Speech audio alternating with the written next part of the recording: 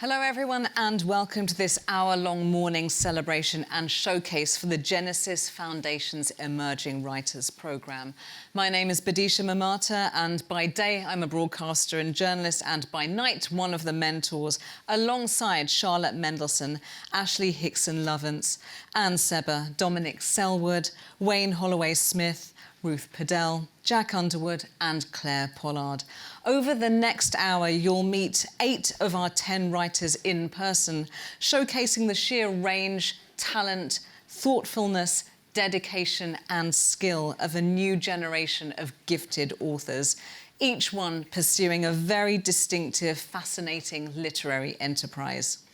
Each writer will read us an extract of just 500 words as a teaser from their chosen project, which they've been working on with us since last year. And I'll have a chance to ask just a couple of brief questions about their work. To all the friends, family, supporters and fans, thank you for being here. Writing is sometimes a lonely and doubtful business, and the warmth of allies and cheerleaders makes all the difference.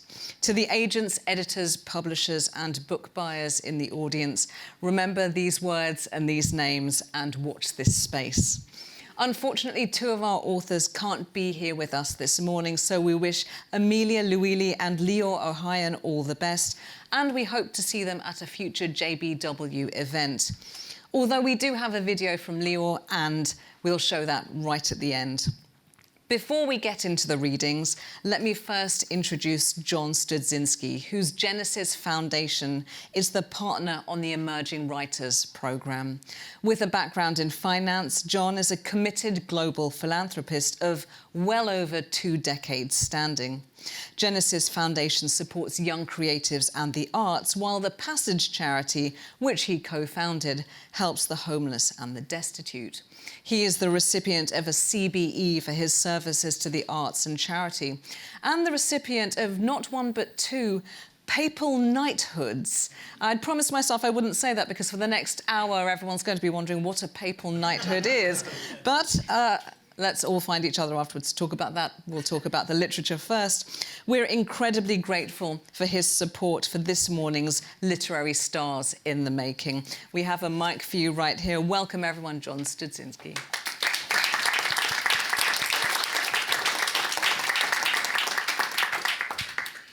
Bidisha, thank you very much, and thank you all for being here. I wanted to pause for a moment and just ask you to all think back at an earlier point, maybe it's not so early or maybe it's more recently, in your own lives, of somebody who gave you your first break, whether it's in the arts, in culture, in the creative industries, or in your professional lives of law, medicine, business, or whatever.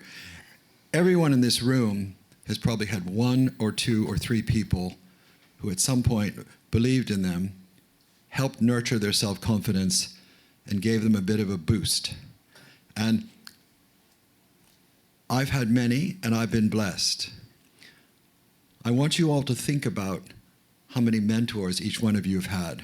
I think you've all, and it's a bit like mentors unaware. I think you have mentors in your lives, perhaps that you're not aware of.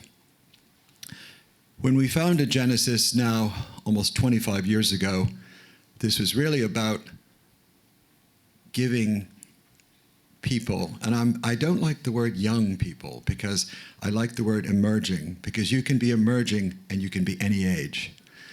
But I like the notion of giving emerging talent their first break, their first opportunity to establish their dignity in a profession. And that's really what Genesis is about. I'm delighted to partner with Jewish Book Week. I'm delighted to partner with Claudia Rubenstein and her team.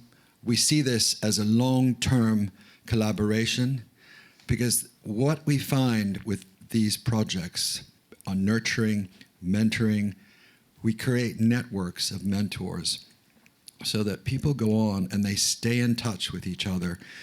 And it's a support group, it's a help group. And you create, particularly in this part of the world, where you've got such talent with respect to the spoken and written word here in the United Kingdom. I also applaud Jewish Book Week for keeping alive in a robust way the need for discussion and discourse, particularly at a time, as we all know, where liberal democracy is challenged globally vis-a-vis authoritarianism. And we see this around the world. So let us not take freedom of expression and discourse for granted. It's very, very important. And I'm talking about that this morning with a number of our young and emerging writers. So I'll hand this back to Bidisha, and I thank you all for being here.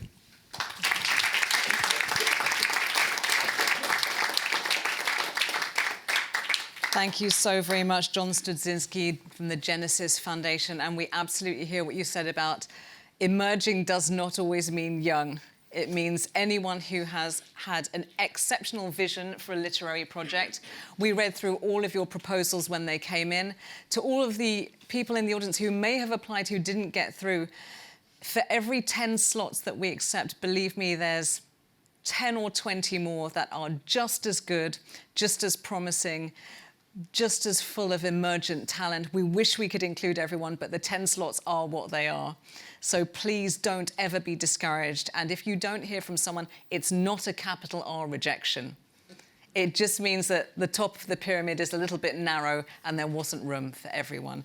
Let's get straight into the showcase. I'd like to welcome Caroline Gardner. You are my mentee. I think we should do full disclosure on that one. Caroline Gardner is reading from her narrative non-fiction book, which stems from her personal experience and then widens out to embrace the whole slow movement, reclaiming positive aspects of slowness, the slow food, slow shopping and slow thinking that could in fact restore our mental and physical health, heal the economy and just save the planet. Without further ado, no pressure, Caroline Gardner. Thank you. This is from the opening to the book. So it'll be the first thing that people read when hopefully they pick it up. Why are you so slow, you stupid bitch? A stranger yells this at me as I try to negotiate the gap from the bus to the pavement. It's not the first time I've been shouted at for being slow, but I can't go any faster. As usual, the bus driver has stopped a long way from the pavement. The bus is designed to be higher than the now impossibly distant pavement, which is higher than the road. My legs are too stiff to stretch that far. My knees are swollen by an autoimmune disorder, and the joints throb at every movement. With limited vision in one eye, I also have trouble judging distance accurately. I hold on to the side rail at the exit to the bus, swing one leg round and lower it to the road. Then I swivel my body round so that I can let go of the exit rail briefly and grab at the side of the bus, steadying myself while lowering the other leg. I shuffle as fast as I can towards the pavement. Sometimes drivers will close the exit doors and start to move away while I'm still holding on to the side of the bus. They aren't expecting passengers to be so slow. Then it's a painful bend and stretch of the knees to get from the road up to the pavement. I'll try to find a nearby bin or a lamppost to help me lever myself up. If the bus stopped next to the pavement, I could just step off without any additional pain, and I wouldn't get shouted at. But I can understand why people get frustrated by my slowness. I'm frustrated by my slowness. I'm on my way to the cinema, but now I decide not to go. Coping with an abuse from a stranger has used up all the emotional stamina I have available.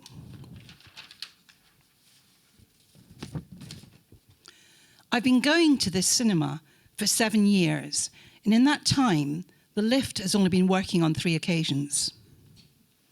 Usually, I'm escorted to the goods lift outside the building, taken through dusty back corridors stacked with outdated film posters, then delivered to the box office like a disreputable parcel. So instead, I head for the coffee shop. It's a small place away from the main street. A sign above the door says, "An independent family-run business." When I order, the woman serving me smiles and says, "It's on the house." Perhaps she notices something that makes her think I'd welcome an act of kindness from a stranger. She's right. I watch the slow drip, drip of coffee into the jug. I think, why is it that people get treated badly when they move slowly, but coffee is perfect when it's made slowly? I look up. The cafe is busy, yet it seems peaceful. Conversations are quiet, people seem attentive to each other, and no one appears to be in a hurry. Could there be something positive to be said for slowness?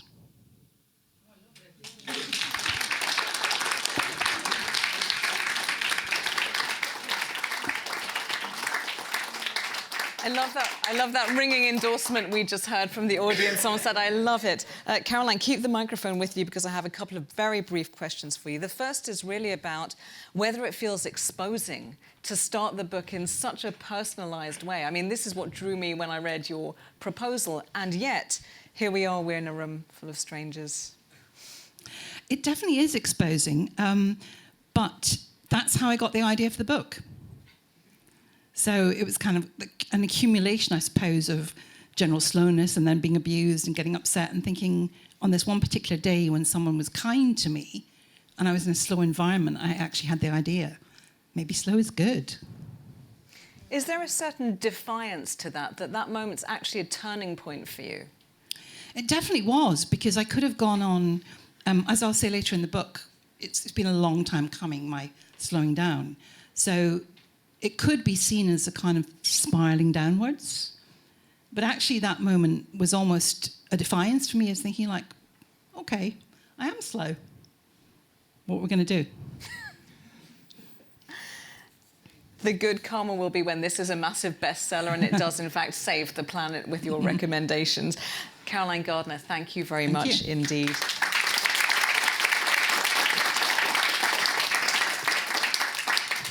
We now welcome Helen Bain, mentored by Ashley Hickson Lovance. Helen's novel, The Garden, is set in the present day, but has flavours of Thomas Hardy, with its tenanted estate village set in the English countryside, strict social hierarchy, and questions of morality, corruption and power.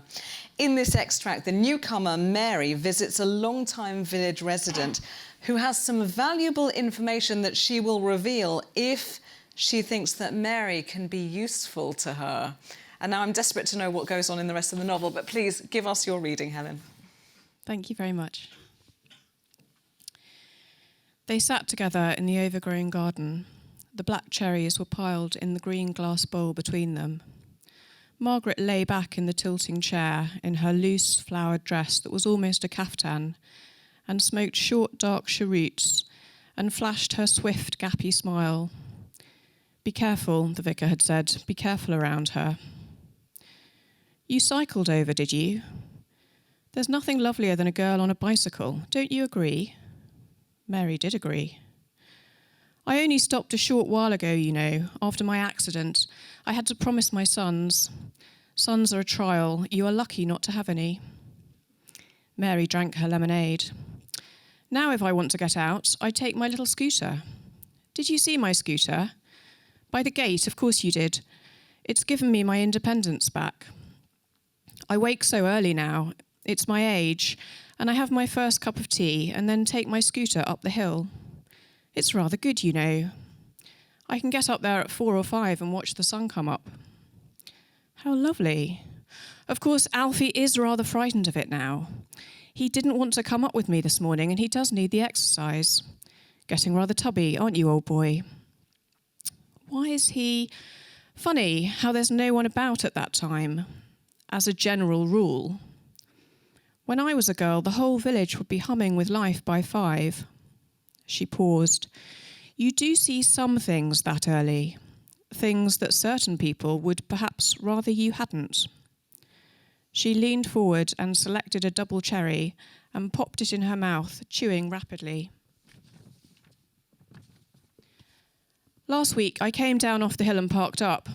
Couldn't understand what had happened to Alfie. He doesn't usually run off, but I thought he must have found a rabbit. She spat the pink cherry stones into her palm and threw them into the grass. The terrier's eye lifted, rolled. I got myself together rather slowly. I have to clamber in and out of the wretched thing. Well, I shouldn't call it that. As I say, it's given me back my freedom. Such a pity about the bicycle. I suppose I did come off it rather hard. It looked worse than it was. So, oh yes, Margaret said. She was almost out of patience for her own story. Her mind had begun skipping and sliding ahead. Well, it does take me a while to get in and out, and it was a few minutes before I heard this sort of squeak. Mary had to prompt her. So Alfie was... Yes, I'd actually parked on him. It took a little while to get him out because the damn thing's so heavy. I had to go into reverse in the end. Ever since, he doesn't seem that keen on coming with me. Her roguish smile flashed out like the beam of a lighthouse. So, she threw out one fleshy white arm. Enough of this inconsequential chat. I want to hear about you. Tell me everything. So Mary told her. He's charming, that's true, Margaret said when Mary had finished. And you might respect him. Respect is crucial. But it can't make up for everything else. Mary listened, eating cherries. He won't do what we all want, of course, and that's make an honest woman of you. Later she showed Mary out. Barefoot in the doorway in her flowered caftan, she was somehow stocky and elegant at once.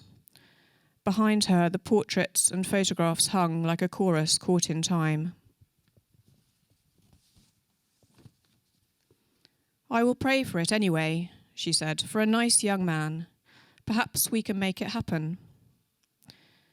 Mary wheeled her bike back, cutting through the churchyard. Frothy mounds of cow parsley lined the long gravel path. Overhead, the lime trees dreamed and nodded. She put out a hand and floated it along the tips of the creamy heads, so that the tiny scented flowers shivered and shook and dusted the air. Above her rose the long, clean, khaki line of the downs, perpendicular against a hard blue sky.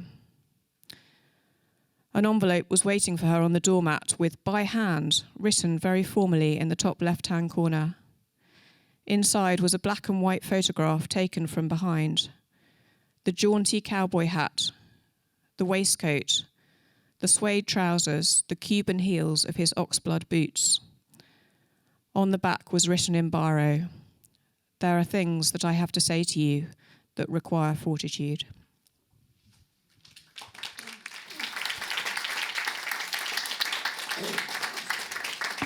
Very, very intriguing. I don't trust Margaret at all, by the way. I think she knows a lot more than she's letting on. Helen, tell me a little bit about how your working relationship with your mentor, Ashley Hickson Lovence, grew and developed during the course of this project. Well, I didn't really know what to expect because obviously we hadn't met before, and I was thrilled that I would have his experience and editorial eye. He teaches, and obviously he writes creatively.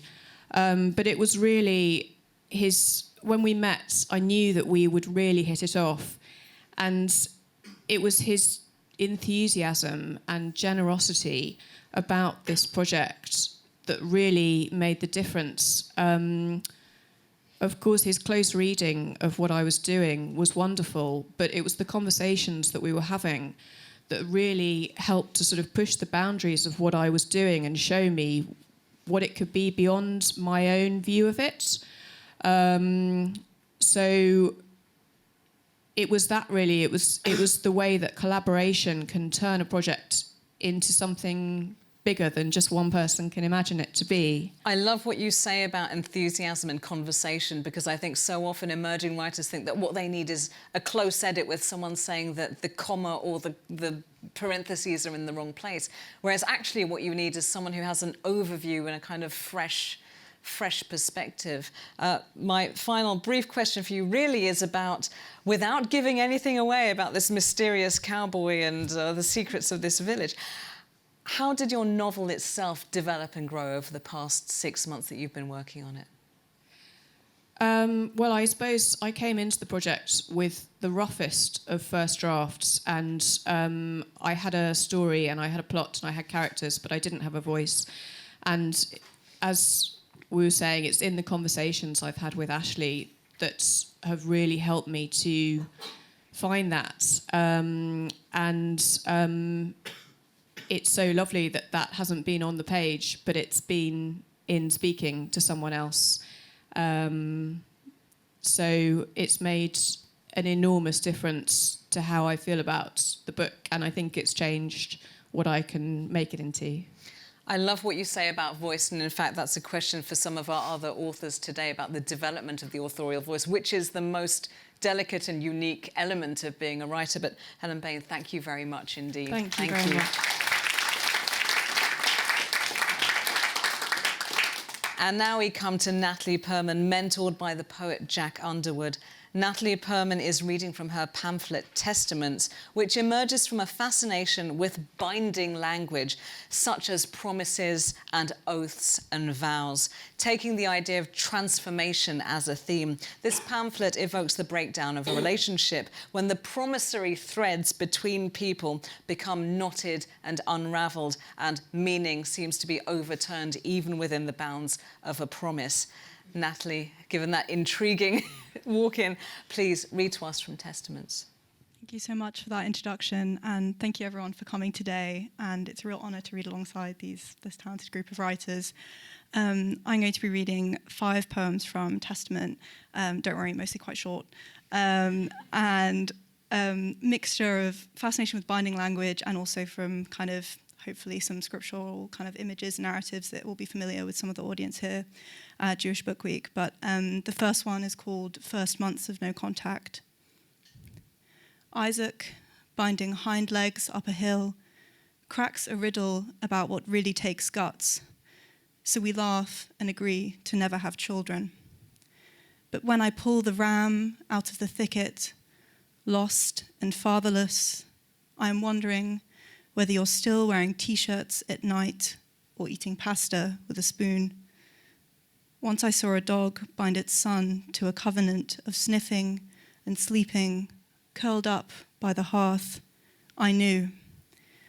I never wanted to sacrifice anything I wanted again. That was my first poem. The second one is called Very Short Story, and it kind of does what it says on the tin.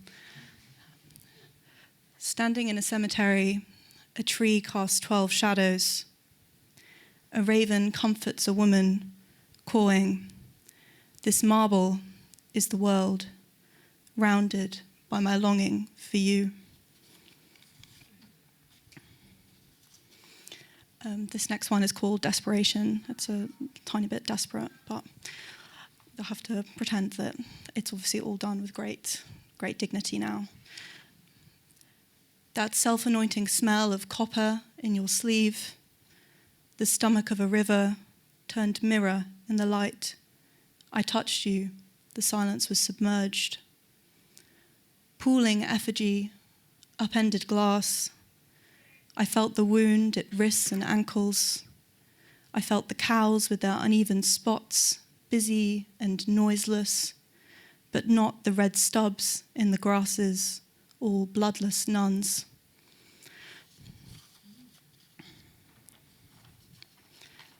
This next poem is called One-Sided Conversation. In that season of car alarms, caterwauling on doorsteps, nothing could shake my sense of survival. Not building works or loose bricks or leaves choking the drains. I rushed through it like the spark of an electric current through a rubber glove. Not black mold or bills excluded or socks with holes could rattle me. The wailing, fretless chorus played as I swamped the wide expanse of day, felt its geography loose in my pocket like pennies in a coin purse. Not even when you sent flowers for my birthday did I let up.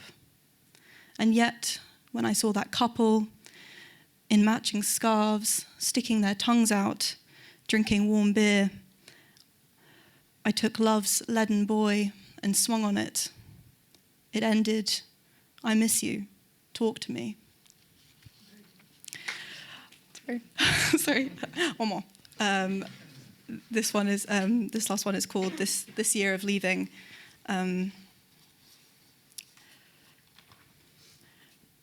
This year of leaving, I will hear how you went to sleep a man and woke up a woman.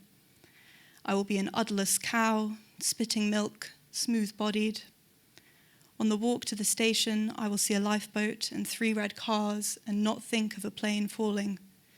I will fall on my hands, flex my elbow, and hit you with my bag as we say goodbye. For months, we will maintain a conversation as blue and cloudless as an umbrella left at a bus stop. I will be a sin without folds, a skimming oar, a polar bear without fur. The day I pull your hair back, I will find your mother's face, unchanged. Slowly, as I free an insect wing from inside your letter, swatted in the apartment after you always left the light on, I will unpick the gravel from my palm. Thank you.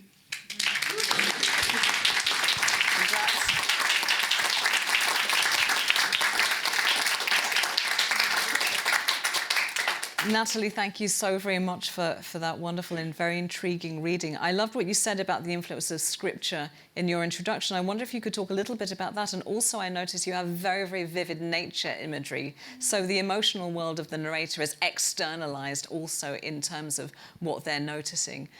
So a little bit about scripture and nature, perhaps.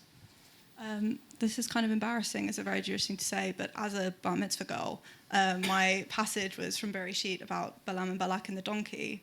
And so the donkey who sees the angel and kind of is able to see the angel when the kind of humans are not. And so that had always cemented in my mind this interesting, depending on your interpretation, perhaps unusual kind of connection between nature and scripture and the representation of animals and kind of our interrelatedness to the kind of world around us.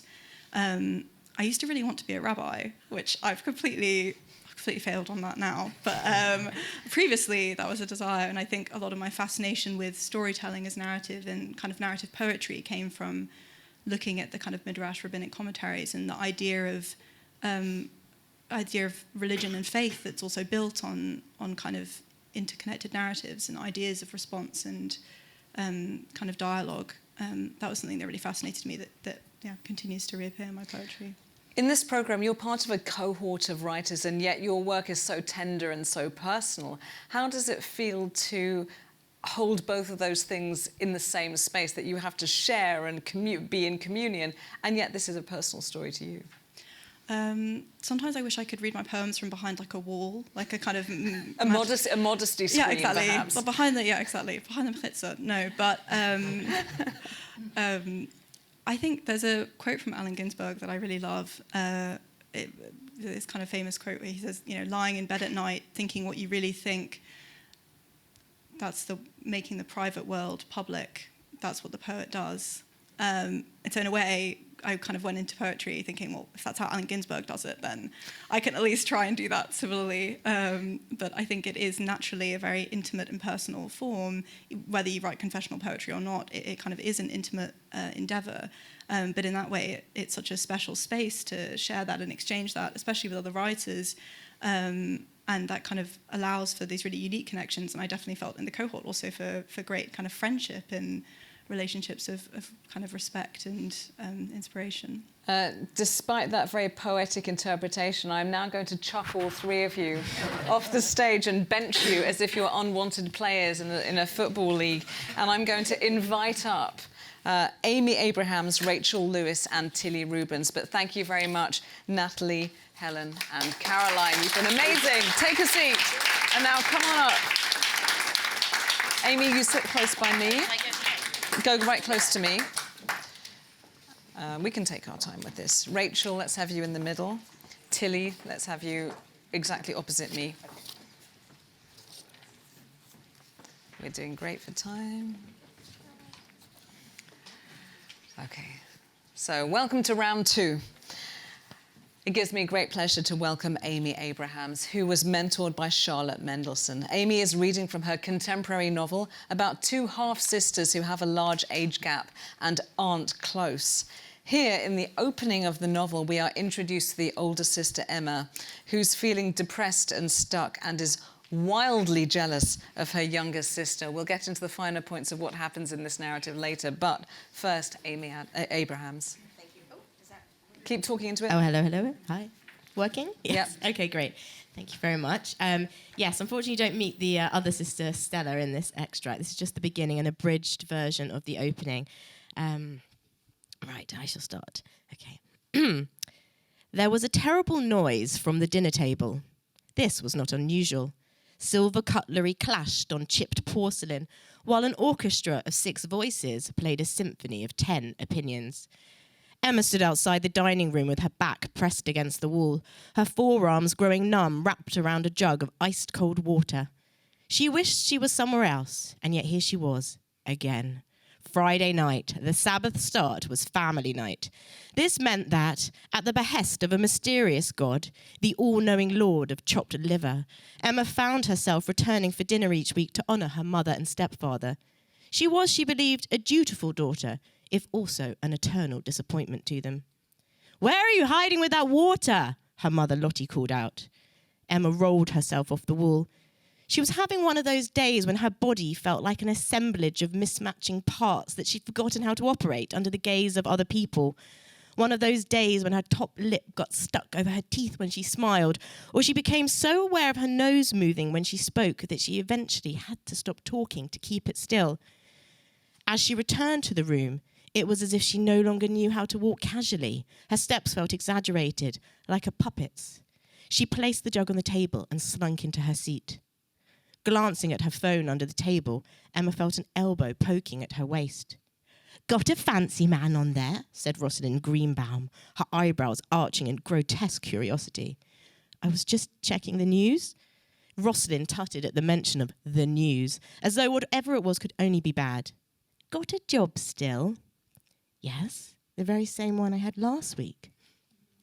As much as she could, Emma avoided sitting next to Rosalind Greenbaum, a seemingly sweet but in fact vicious elderly widow who spent her afternoons playing bridge in supermarket cafes and was forever scented with the lingering aroma of fried haddock. Despite her propensity for interrogation, Rosalind was a regular guest at the Aarons residence, whose home was offered on rotation to various members of the community each week to make sure that, God forbid, no one ever dined alone on a Friday night. "Wasn't it wonderful, honey?" Lottie called out to Emma's stepfather, Ron, across the table. "Wonderful," he hollered back. The whole table funneled all thoughts into their collective enjoyment of the latest BBC period drama. "And we actually have a celebrity from that show in our midst tonight," said Lottie. The table went quiet. "Don't be shy, David."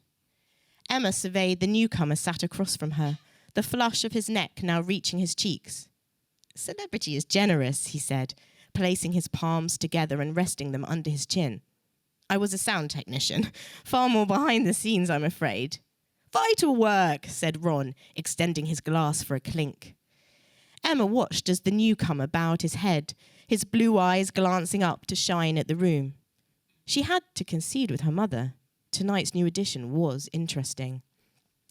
Earlier that evening, while Emma was driving to her parents' house, Lottie had called to mention the new guest on her Friday night rota.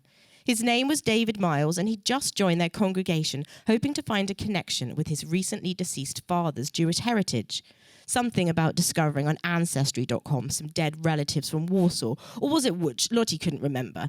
He was also unmarried, which Lottie knew for a fact, thanks to a tip-off from her friend who worked part-time as the synagogue's administrator. "Don't be dramatic, it's not an intervention," Lottie had said after hearing Emma sigh.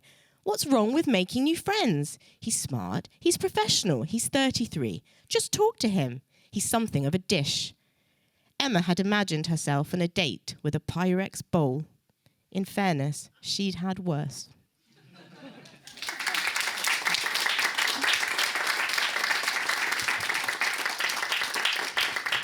Amy, despite the comedy of manners that we were just introduced to the characters through, I know that the novel takes place over a summer where dark events draw the sisters together, or do they?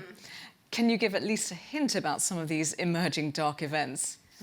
Yes, I think that, obviously I'm trying to aim for humour, and humour is important to me, and it shall sustain humour throughout, because I think that's life, and that is that marriage of darkness and light. But I think also the novel is about two sisters who aren't close. I'm very interested in sisterhood. My sister is here. I am close to her, don't worry. It's not autobiographical. But it's interesting to see what pushes people apart, to kind of the jealousies, or the way you feel threatened by siblings, the way that you feel usurped. And so I think that within that, the nature of the power within the family, what then happens is the younger sister, who is sort of exceptionally precocious and brilliant, ends up sort of wrapped up in a very destructive relationship that is, she's only 16 and it's completely out of her control. And what we see is an unraveling, and so of power and an abuse of consent and things like that. And so that's sort of some of the darkness. And then it's about the older sister trying to, take control of her own darkness to realise what matters, or what's good in her. So does that help you? That tells us everything, and crucially, it does not give away the dark events, so it keeps people reading. My final question is really about one's role as a novelist. Do programs like this enable you to give yourself permission to say, I'm not just working on a secret little project, I'm a novelist, I'm going to stand up in front of people and kind of claim being a writer? Absolutely. This program is, it has been life-changing to me. Thank you very much. Because I was writing very secretly. I'm a journalist by trade, so I write non-fiction. But this was something that I was just doing, especially long form, like novel. You've got nowhere to put it. You can't sort of test out a short story or a poem with someone. So I was just writing by myself. And then it did reach the point where I also had recently had my second son, and he was maybe about 6 months old, and I felt very disconnected from myself as a creative person, and I felt like I needed to do something decisive to own my writerliness. And so I wrote something and submitted it to this program, and didn't expect to be accepted, but here I am. And I think it was just very validating to be accepted onto the program, to be around these wonderful writers, and to be talked to seriously as a writer, and to now have put something out in public. Thank you very much, Amy. I love what you say about owning it. I think that's absolutely the key. Thank you very much. We're going to now... let's give her a round of applause. You got a spontaneous one after your reading, and I do think everyone just deserves one moment, but you can have a little extra. Rachel Lewis, you were mentored by the poet Ruth Perdell. Rachel Lewis moves us on now from prose to poetry, and from a fictional family story to a real one, as she explores Jewish history through her own family. But that is mapped through the fascinating setting of Northern Ireland during the Troubles. So a huge amount of very, very rich research and storytelling within that. Rachel Lewis, we'd love to hear from you. Thank you very much for the introduction. And thanks everyone for coming and listening to us perform. And thanks for everyone who's gone so far. So my project explores my family's history as Jews in Northern Ireland and then moving to London.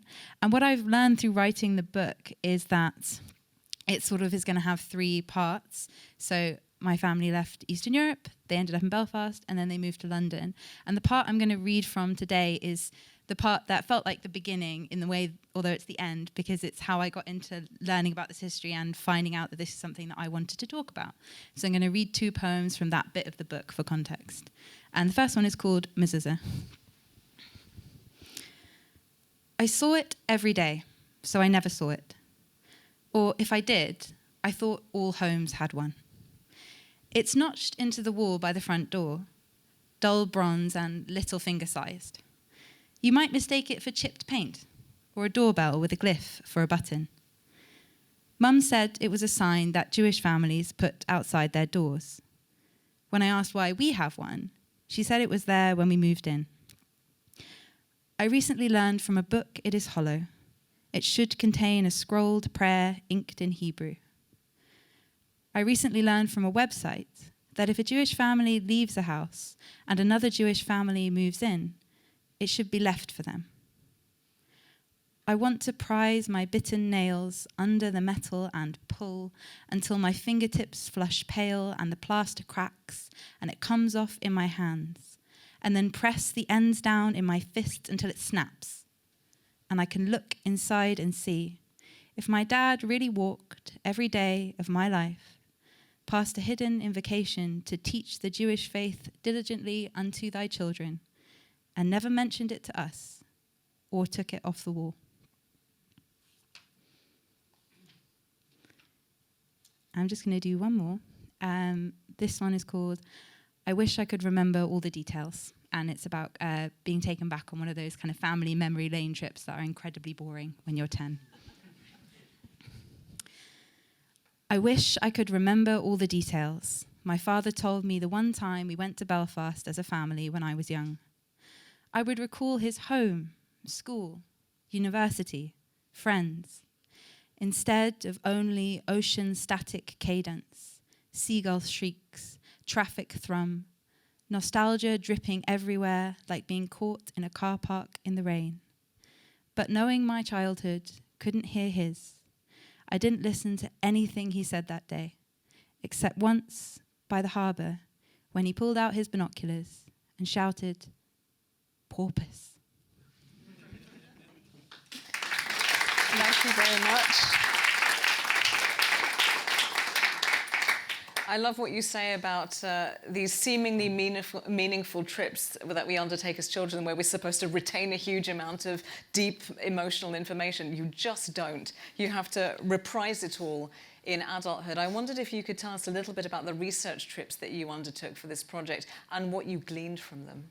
No, thank you. I'm very happy to. And a really amazing part of this project actually was to get a bursary that we could spend literally however we liked. And thank you so much for making that part of the scheme, because for me that enabled me to do two things I felt I had to do to finish the collection, which was a trip to Belfast to visit those places and also look into the physical history of the Jewish community in Belfast and access some archives at Queen's University that you can only see in person. And then I also went to Poland to find out I went to the name on the family tree that I found from where my distant ancestors came. So I went back to that town and went to the kind of physical remnants of what that community was before everybody left. And that was just incredibly informative. It was actually Ruth, my mentor, who was very much, you have to go. I was like, do I? It's been COVID, it's hard to travel, I've written a lot of it already. Do I? And she was, you have to go. It will never be complete until you go. She was so right. So it was just... it's kind of indescribable in a way to go to places you've been reading about, but the material that you get from being in a space and having conversations and getting to the kind of true secondhand material that's left is, incredibly informative. You mentioned your mentor, the poet Ruth Pedell, who's obviously a writer of great renown. How did you develop and defend your own voice when you're working with someone who themselves has a very distinctive literary voice? Such an interesting question. So Ruth, in a way, was kind of eerily perfect as a mentor for this project. So Ruth's written about disappearing Jewish communities before. Ruth's written about her own fascinating family history and research before on that as well. She was incredibly helpful as a mentor because she knew how to do what I was trying to do, but she was also incredibly respectful of where I was coming from. And I think the way that we worked together is she challenged me rather than provide answers. So I never really felt like I had to defend what I was doing to her. She was more genuinely interested in it and asked me the right questions, I would say. Thank you very much. I really hear what you say about the role of a mentor being to open doors for the person, not to create little boxes and cages for them. Thank you very much indeed, Rachel Lewis. We're going to move on. The audience has warmed up. Everyone's getting a little dash of 2 bits of applause. Tilly Rubens, welcome. You were mentored by Anne Sebba, who we have here in the audience today. We're not going to over-eyeball Anne because she's in the audience, discreetly veiled in the darkness. But Tilly Rubens, you're researching and writing an inspiring biography called Sisters in Law, How 4 Women Fought to Become Lawyers, starting around 1913. This is a true story about the highly educated and ambitious young women, pioneers who took on the establishment to be allowed to enter the professions and be recognised as being fit to practice the law. Tilly Rubens, over to you. Thank you. 2022 marked the centenary of the first women admitted as lawyers in England and Wales, but this wouldn't have been possible without the bravery of 4 young women who took a case against the legal establishment in 1913, and I'm reading an excerpt from the case. In the sweltering heat of 1st of July 1913, 4 young women waited patiently outside the Royal Courts of Justice on the Strand for their barrister to arrive. There was Gwyneth Bebb, a 23-year-old vicar's daughter, Maud Crofts, who was a tennis bully from Girton, and Karen Costello, soon-to-be sister-in-law of Virginia Woolf. Nancy Nettlefold, another Cambridge Law student, made up the quartet. A crowd of women well-wishers had gathered outside the court, and there was a certain festive feeling to the proceedings, but what was at stake was of the utmost importance to the women: the right to become lawyers. In December 1912, the 4 women had applied to the Law Society, the governing body for solicitors in England and Wales, to sit their prelim examinations. A curt response was received back from the Society on the 10th of January 1913, advising that in the event the women presented themselves for examination, they would not be admitted. The reason for the ban? The simple fact they were women. An archaic piece of the legislation from 1843 stated that only persons could be admitted as solicitors, and the venerable, or male, Council of the Law Society had decided that women were not persons for this purpose. The upcoming trial against the Law Society was announced at a gala dinner for women law graduates held at the Lyceum Club on the 10th of March 1913. Located just off Piccadilly, the club had been established in 1903 as a place for women professionals and intellectuals to meet and debate in a convivial setting that rivaled the men's clubs of the time. Invited to give an after-dinner speech, Gwyneth and Nancy spoke passionately in defence of their legal action, stating that prejudice and a fear of competition by the men underlay a great deal of the opposition towards them. Elements of Edwardian society had difficulty in reconciling the Victorian image of women in the home with those trying to enter the professions. On the 1st of March 1913, a reader wrote to the Queen, the ladies' newspaper, commenting, "It is the time-honoured vision of the woman rocking the cradle that is not easily reconciled with that of the woman in court or in the solicitor's office or in the barrister's chambers." The trial finally started 6 months later, and on day 2, Gwyneth was called by her barrister to give evidence. She rose quietly from her seat behind her barrister and walked slowly up to the witness box. She placed her hand on the Bible, a gesture she was used to as a cleric's daughter, and was sworn in. She confirmed her name, that she lived in Lampeter, South Wales, and was educated at St Hugh's College, Oxford, which was one of the few colleges open to women at the time. When she admitted to having a first from Oxford, her barrister paused and muttered, "It is more than I could have done."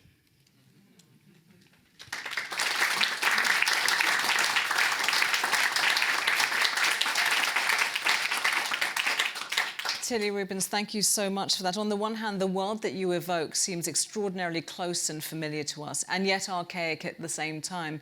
And yet some of the underlying values have not changed that much in over 100 years. In the course of your research, did you find out anything that surprised or shocked you?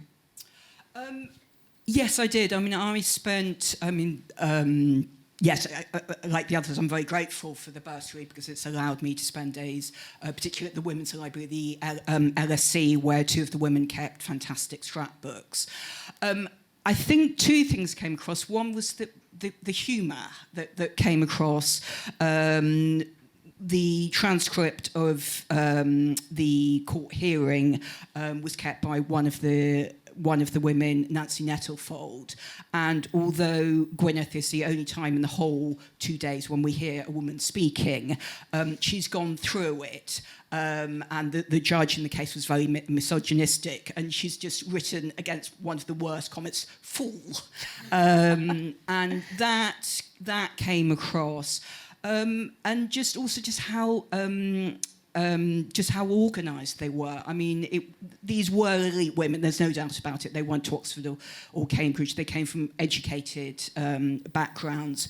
But they could mobilise support very, very quickly. And while the early women doctors had a terrible time in the 1870s, by this time, which is between about 1910 and 1920, what's interesting was that the press was with them. So I think these women knew how to mobilise. They knew how to network, and this is 100 years ago. And I found that was fascinating, that they were so organised in their campaign that although this case failed, within less than 10 years, women could become solicitors and barristers. This is such a fascinating story, and you have to correlate a huge amount of research, all of it based on real-life events. How did you maintain your authorial voice as a storyteller within this? Because at the end of the day, this is not a PhD, you're not producing an academic text that's simply for other specialists in the field. You have to be accessible. Did you maintain awareness of that when you were writing it? Yes, I mean, I think it's one of the things which has been invaluable in my mentoring sessions with Anne, because I think when I started, it was quite academic. My prose was very tight, and Anne kept on saying to me, where's your voice, where's your voice? And before, what I've done is sort of short articles for legal magazines. And I think suddenly you can think, actually, I can put myself into that. It is hard at times because it's all based on fact. You know, I can't make it up. And getting that voice across so that you're aware of what the women were dealing with at the time. And I mean, the other thing which is fascinating about the story is it's just before the war, and Britain was just about to go into the war. But I think over time it has developed so that I can put some humour in it, I can put my voice across. But yes, it is difficult keeping that balance between me, the writer, and the facts of the case. Well, based on what we just heard, you've been enormously successful at it. So Tilly Rubens, Rachel Lewis and Amy Abrahams, it's time for the slaying of the writers. Thank you very much indeed. Erin and Oakley, come on up. I'm sorry about that. I will clean it up as soon as we're done. It was only the last dregs of the tea. And I knew it was going to happen the moment I put the tea there. That is sod's law. Perfect, you're in perfect situations. We're now in the final run. We do have a little video coming up right at the end, but thank you for your patience. Oakley Flanagan, you were mentored by Wayne Holloway Smith. Apologies to anyone on this Sunday morning whose mind is drifting towards cocktails, but Oakley's book-length poem is called G&T. Written in free verse and prose, it explores themes of queerness, sexuality and shame, and will become part of a longer-term, larger writing collection. So we are very privileged to hear an extract from that. Oakley, over to you. Thank you for having me. It's really nice to be here. So yeah, I'm going to read like an extract from it. It's divided between prose, free verse. But I thought if I read the prose, you'd be like, "Are you meant to be a novelist?" Or you know. So this is just the free verse bit. I came to in smoking areas, getting raucous, finessing strangers. I am too in the earth and the shit. I must sing. I'm Marilyn into the bruised beef. Into the bruised beef. I must sing, I'm Marilyn, into the bruised beef. Campari pours from my slutty finger, wet from the knife's serrated edging. Tonight, I'm a power dress, happy student finance day, red-lipped, cash slicked, flush thus. I'm spender and spent, a double. As a kid twink, I was a diamond thief. I worked internationally for white-collared men, well-versed in our profession, its sanctities of hide and seek. Older, I got visible, hawked, veiled, barely legal intimacies beneath hairy base, fuzzy bouncers. I shamed men like home testing kits, insisting my dead left when the sick sun rose bold as the mandates when I go with a complex bachelor. Quickly, I graduate to stronger drinks. This time, boys, it's coming up Lotus, my body, awakening to the full possibilities of its erasure. My absent thigh gap, leg measurements I must send before he agrees to meet. Passing comment on the thickness of my physique and general looseness, he slips right in as the room fills up.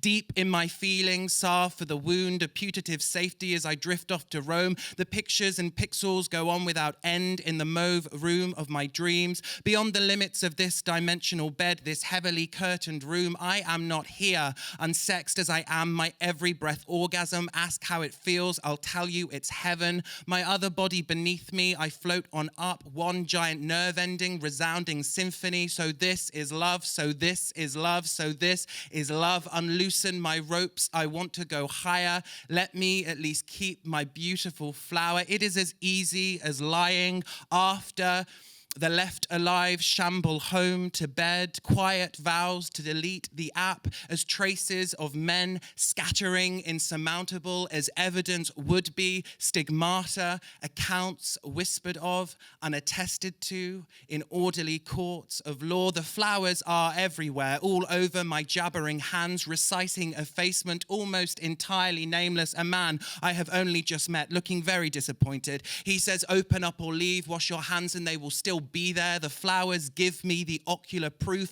underneath our fingernails on the ceiling of our mouths. They do not care if we live. The so very blasé flowers are wedding funerary meats. They take root under the sole of my left shoe. Bad medicine. Spring now and I must clean myself and property back to front. For anybody, please make me feel something. That's the extract.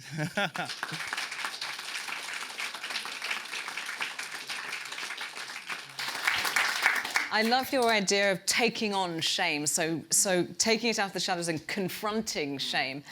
In literary terms, in order to do that, does one then have to empower oneself against it? Does being a writer actually give you control over the shameful aspects of the subject matter? That's such a good question.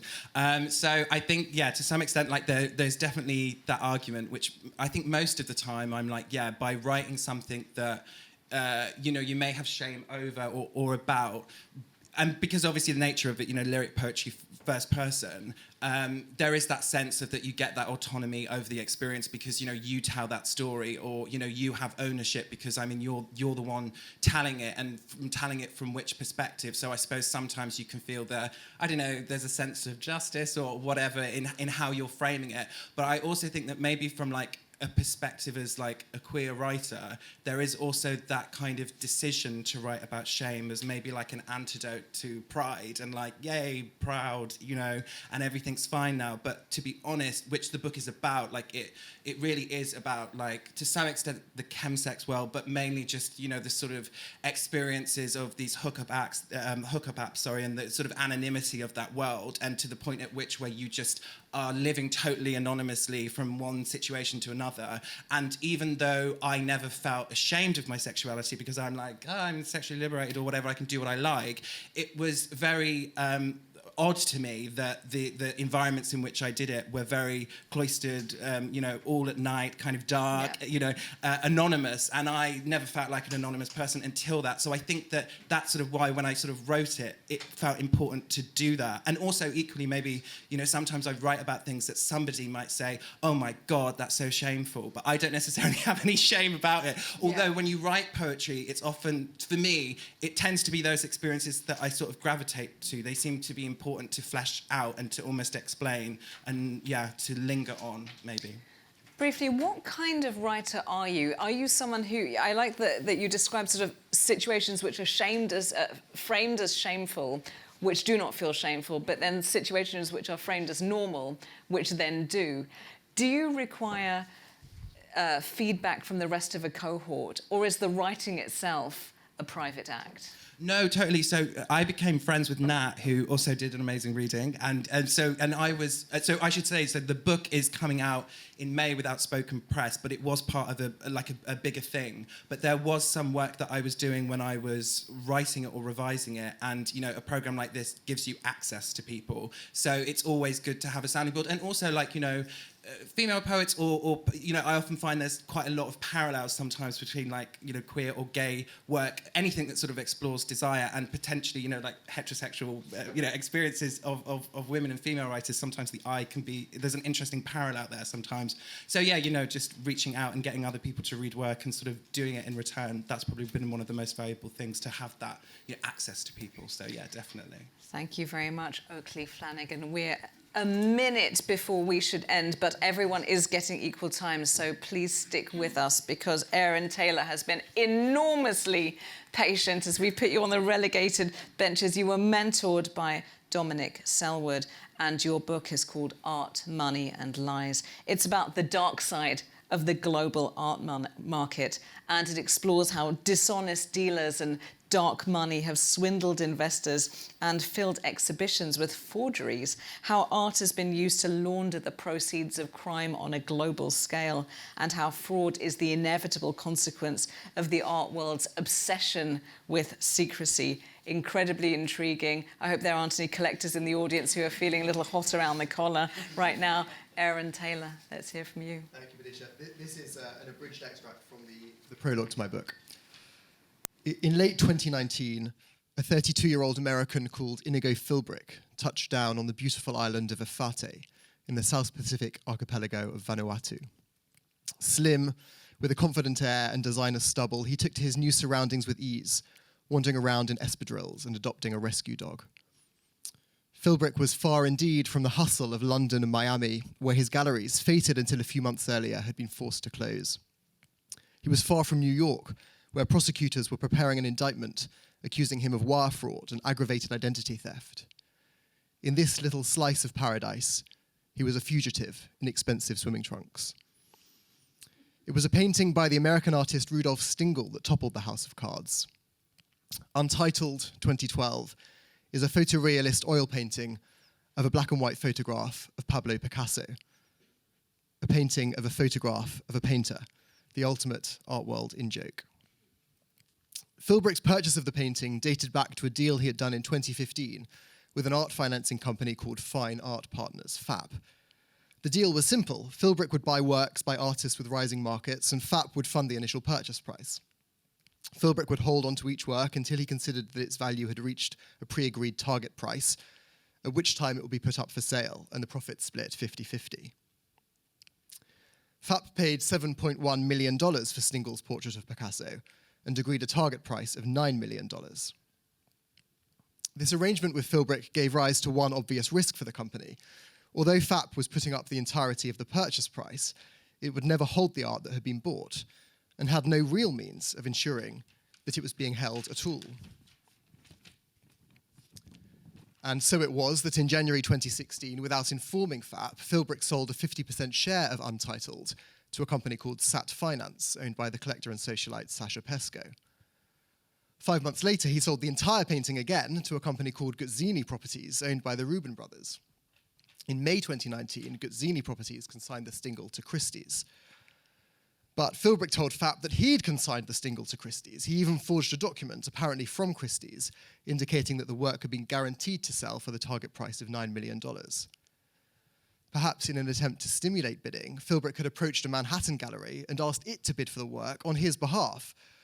But the gallery ended up placing the winning bid at a relatively meager $5.5 million and forwarded the invoice to Philbrick. Philbrick's scheme began to unravel when FAP contacted Christie's sometime after the sale, from which it had not received any proceeds.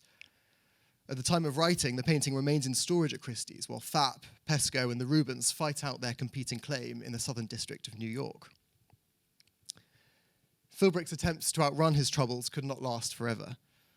On the 12th of June 2020, as Philbrick strolled through an artisan market in Efate's capital city of Port Villa, several police vehicles screeched alongside him, and a swarm of officers led him away to the airport with zip ties around his wrists. 18 months later, in a New York courtroom, Philbrick was sentenced to 7 years in prison for federal wire fraud in order to forfeit more than $86 million. When asked by the judge why he had committed his crimes, Philbrick's reply was remarkably frank. For the money, Your Honor.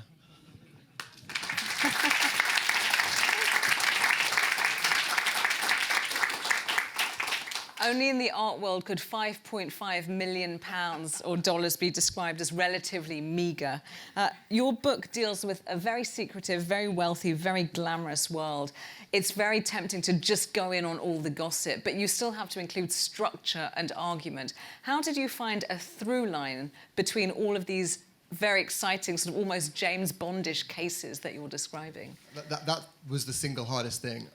For me, the underlying argument is that the art world is extremely secretive. And even though the overwhelming majority of people in it are acting honestly, at the top end of it, the way it functions, the way it's structured, lend themselves to abuse because it's so confidential. There's so many layers involved in high-end transactions, such a little ability to check out exactly who you're dealing with. And so that's the argument that drives the book. And it's about, I mean, lawyers who work in compliance, that's exciting, talk about risk-based analysis. It's about saying of the art world, well, sure, most people in it are honest, but the way it functions, where it functions, how it functions are really high risk. They're prone to abuse. And so whether you're looking at fraud like Philbrick or forgeries, experts who are over-authenticating works because they have an interest in the sale price, whether you're looking at people who manipulate prices at auction or of NFTs online, or whether you're looking at laundering money or evading sanctions or evading tax through the art market, those things all stem from a secretiveness that allows bad actors to function. How did you find your own voice as a storyteller within all of this? You are talking about extremely headline-grabbing events, but you're also portraying very big personalities, and you have to hold your own as a writer among them. Yeah, so I draw on a lot of great journalism. A lot of these stories have been well covered by journalists, but not necessarily pieced together to make the broader argument. So I've learned a lot from reading great writing. And that was the most exciting thing. I'm a lawyer by day, so I get to write a lot, but it's not often terribly interesting. And the excitement of writing a book for a wider readership is because I wanted to be able to write in a way that is more fun, more lucid. That's the joy of being on a programme like this. Thank you very much, Aaron Taylor and Oakley Flanagan, for your words and the sheer amount of...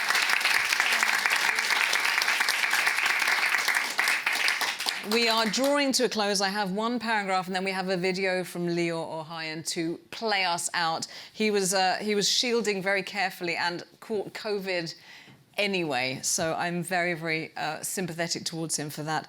That brings our Genesis Foundation's Emerging Writers Programme showcase to an end for this morning. But Jewish Book Week has many other events today and in the coming days which celebrate literary talent, thrilling ideas and intriguing stories beautifully told. Thank you so much to John Studzinski from Genesis Foundation, to the mentors who are here today, and above all, to the writers that we met and heard from, who are so gifted. We're so proud of them. They read and spoke so beautifully today. I'm sorry to say it over my shoulder to you. And you've shown amazing talent and bravery combined. It's not easy to do.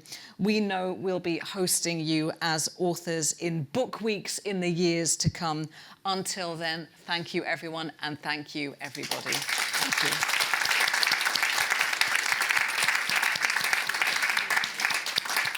And we can have the video maybe going on in the background if we have time and space, but above all, thank you for being here, and please enjoy the rest of your day. Congrats, everyone. Hello. If you're watching this, I didn't make it, and I'm really, really sorry about that. I'm going to read from One Last Time, a novelette, which is the longest short story in my collection. We grew up in the same place at the same time. Our mums were pregnant together, scheduled to give birth at the same hospital on the same date, Homerton, June 21st. But I came out on the 9th. David on the 12th. Our Brit Milahs a few days apart. The leftover food from mine went into foil containers for his. We lived around the corner from each other. West Abbot Hill met South Tottenham. Me on the Hackney part, Pleasant View Road. David on the Haringey side, Coronation Terrace. You could see the start of his house from our living room window. A slither of drain pipe at the edge of the door frame, an orange brick terrace painted lavender purple. Don't know how they live in a purple house, Mum used to say, gazing out by the blinds. David's mum used to say that it was like turquoise, but protected against jealousy and the evil eye. Shabbat afternoon would come round, and would stroll by after we'd eaten the gahnum, and our Shabbat's best, buttoned shirts, winker pickle shoes, Mum with her hair blow-dried straight. If it was warm, would be out in the garden. The adults sat on white plastic chairs on the pink and yellow patio squares, sliced chocolate cake on the table, hab-hab or honeydew melon, depending on season, litre bottles of Mirinda and Coke, Amnon and Dad talking in snatches of conversation, cracking sunflower seeds, hulls piling up in a bowl, Mum and Aliza with Shani and Tali on their laps, David Safta sitting in the corner in silence, fake Gucci headscarf on. They'd sit there on their white plastic thrones until evening, the men gone to pray, Mum and Aliza waiting to count 3 stars in the sky, ready to light their first cigarette after Shabbat. Silhouettes against the navy sky, loud whispers, cackling laughs, the clicking sound of a lighter. David and I would play, toy cars, action men, sometimes we'd use our imagination. We jumped up a bank, named it Sony after the letters on the television set. Took the money out of the Monopoly box, stacked it up in piles. David was always the clerk. He'd fetch his dad's synagogue tie, slumped over the chair, swing it round his neck like a scarf, put on a professional voice. I was always the customer in need of a loan. Sometimes it'd have me beg for the money. Other times it was doctors and patients or builders refurbing the home, and sometimes we'd spend hours packing a suitcase for Israel. We'd take it in turns, being the dad who got to shout the orders for what to pack. The other had to be the mum grabbing things from the rooms. It was a shot of adrenaline running around, the pretend promise of a plane in the sky, A4 passports made of paper and crayons. David would shout, "I need shampoo," and I'd have to rummage through the bathroom looking for it. One time he said that he needed to pack presents for his Aunt Rivka and cousins in Bat-Yam, left me to interpret a suitable gift. He stood there over the case by the bed, rejecting the items as he saw fit, made a big mess, left a trail of discarded gifts from living room to bedroom. Amnon came in and saw me playing the mum, Eliza's handbag dangling off my shoulder.